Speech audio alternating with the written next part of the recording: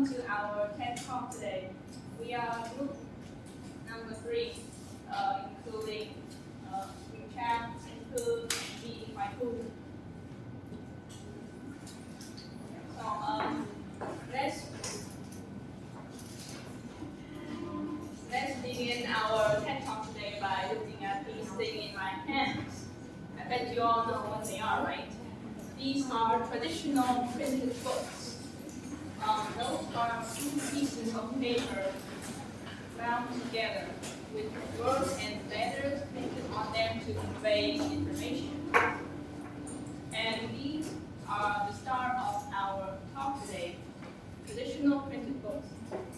But we're not here to talk about the history of books or introduce you to types of books or how they are printed.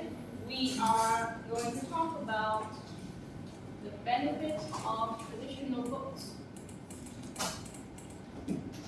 So first of all, traditional books help improve our sleep quality. And how does that work? Well, I want you to imagine this. You just went through a very long, exhausting day, meeting deadlines and doing works, and you have to take in lots of complaints and negative talks from other people. You feel extremely exhausted and you just want to lie down and take a nap and forget everything in the world. But once you get down to your bed, you cannot sleep. How are you going to deal with that? Well, in my situation, I would choose to read this. I would choose to read philosophy books from the start, from the beginning to the end until I fall asleep. Yeah. So I know a lot of you have went through the same situation when you read extremely long novels, fictions, or any kind of books, and then you start to fall asleep, you feel tired, sleepy, like the book is tedious. So how does reading books help you fall asleep?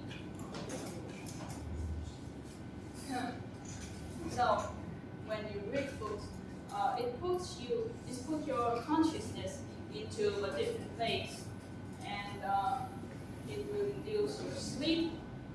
In other words, it puts your imagination into a different world.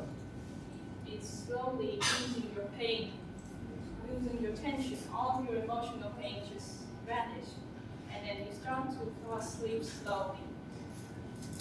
And it is scientifically proven that people with insomnia who read books before going to sleep, combined with other treatments, will fall asleep easier as their mind will be less stimulated.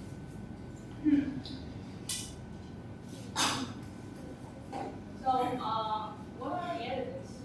Well, there are a lot of researches and surveys on the internet conducted by many organizations, and this one specifically from the People's Child is my favorite. In their experiment, they asked a group of volunteers, they divided a group of volunteers into 2 different groups. The first group read books before going to sleep, while in other groups, the second one doesn't. And after a week, it is reported that 40% of the first group, experienced better sleep quality, which is a lot higher than that of the group who doesn't read books. Less than 10% of them can fall asleep too. So, if you happen to find it difficult to fall asleep, just grab a book, any kind of books you want, and then read it until you find a rest. So, is this all the benefits of books? Well, not really. We will move on to another benefit of books presented by Ruth. So when I ask you this question again, is sleeping the only benefit when it comes to traditional books? Because let me write a notice on my part and a little story one heart.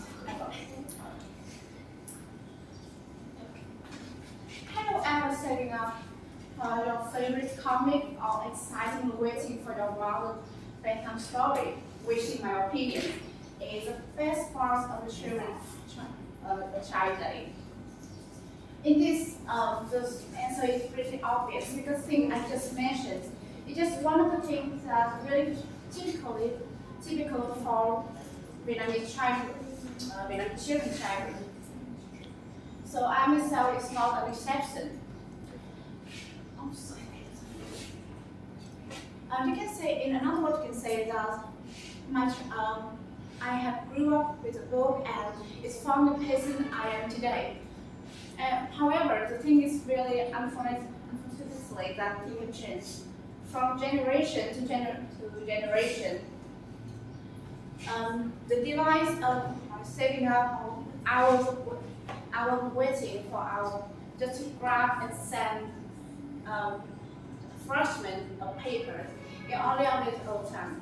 But I always realize this without certainty in my brother's birthday when he gave him my treasure, a set novel of J.K. Rowling, Harry Potter. And instead, contrary to my expectation, there was no embrace. Only a confused look on his face asking, what's he gonna do with this? And he's already read the whole thing on the internet. Pretty disappointed, right? However, though I do understand the reason behind it. Because with the convenience of info, it slowly is more overwhelming traditional. However, in our opinions, traditional book is never on the disadvantageous side.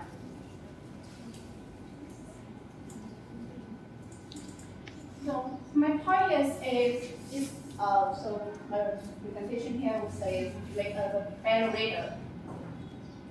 It has been proven by Dr. M.C. McLean. It has been proven by Dr. M.C. McLean, and in this experiment, he grew with 50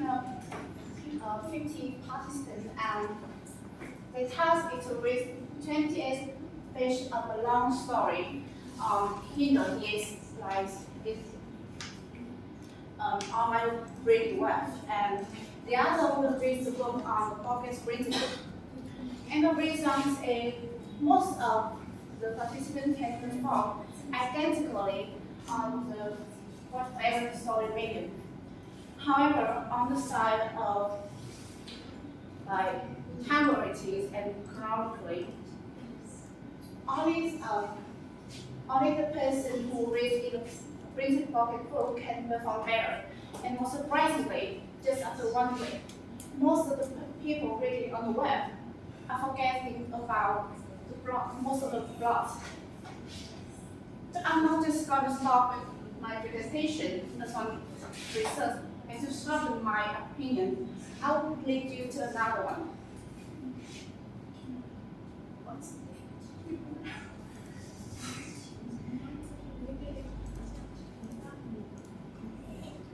Another research also performed by Dr. M.C. McLean. So that children from 3 and 5 years old have a family member and their parents read for them on a printed book instead of e-one. This has been indicated by the research that it arises because the children have difficulty to focus on the story itself if it's concluded with electronic device. So what is the mystery of this? The answer, our answer is the human cell. Because printed book with its prevalence will ask the reader to actually focus on the information by using more of the cell, like they do in this side, to read the book. Touching to help and turn the page.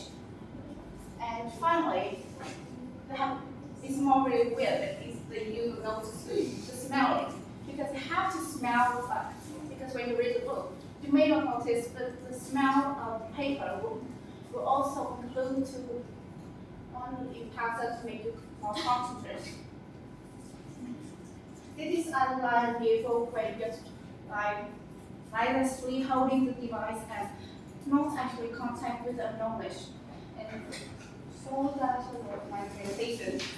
Next will be presented by Rita. Hello everyone, I'm Charles, and as you all know, when it comes to a book, whenever you read it, it's ebook or printed book, right? Most of us will come to it because of the content, right? But book is not only just about the content, it's also about the paper type.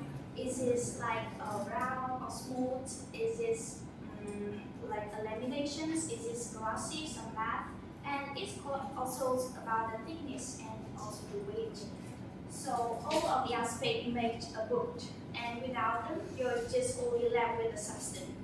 So you're left with only the substance, and well.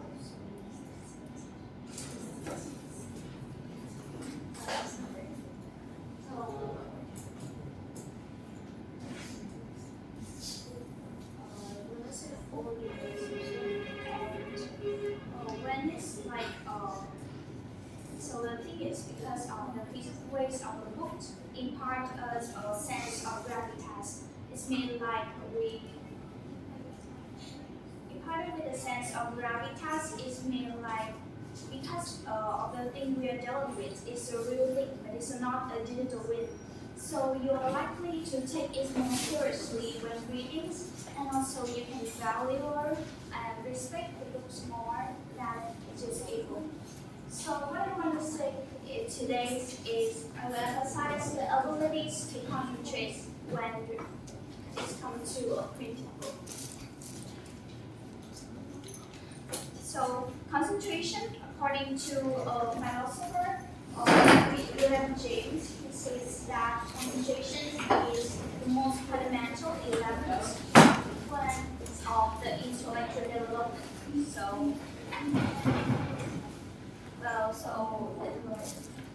it's that we are living in the digital age of like technologies, and this age is filled with a lot of distraction. And distraction cannot make us become more concentration. So let's move on to the examples of the ebook. So with ebook, the users have the tendency to like get more scientific activities. Like, have you ever read a novel on online platform and just end up with surfing the Facebook or like searching the video on YouTube? Well, I do, because actually the internet is right at our fingertips. So that it is no doubt that we can like, fall into the temptations very easily. So, however, it's in the situations of a printed book. So because it provides us a lot of things, and also there is no internet, there is no link that we have to get away from, and it's also no internet rabbit hole, so we can fully concentrate on what we want to read.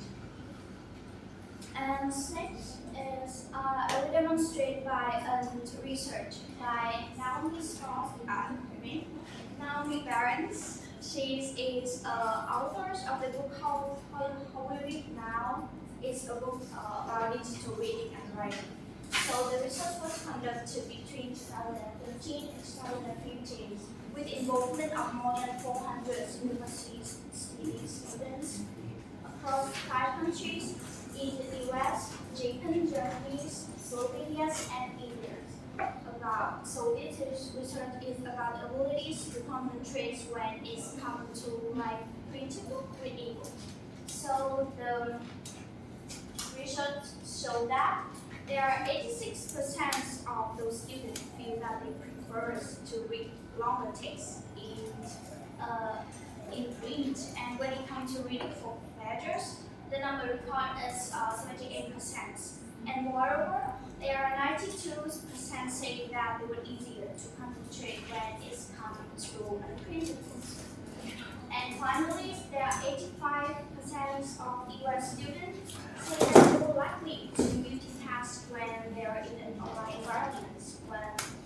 whereas the numbers is down to 26% when it's come to like a frequency. So that you can see that a printed books has encouraged us to. So what I want to say is a printed book has encouraged us to read more carefully, and moreover, it also helps our brain to hold the focus on the task in hand.